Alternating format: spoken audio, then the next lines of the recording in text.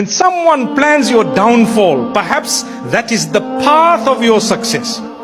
Perhaps that is the exact door through which you are going to get success. So take it in your stride, don't worry. You did your dua, you're close to Allah, you have sabr and taqwa, you are thanking Allah for what He's blessed you. You cannot go wrong. Negatives don't happen to a believer. A believer is only in a positive situation. If goodness comes in his direction, he's thankful to Allah and humble. And if something negative does come in the direction of a believer, before he actually suffers negative consequences, because he bears sweet, beautiful patience, Allah converts it into an act of reward that deserves an unlimited recompense. Unlimited.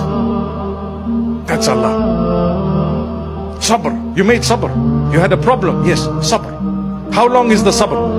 A month, 2 months, a year, 2 years, 10 years, 20 years? Yusuf alayhi salam, 30 years, 40 years. One day he said, my brothers, guess what? Allah favored me over you. Allah has raised me above you.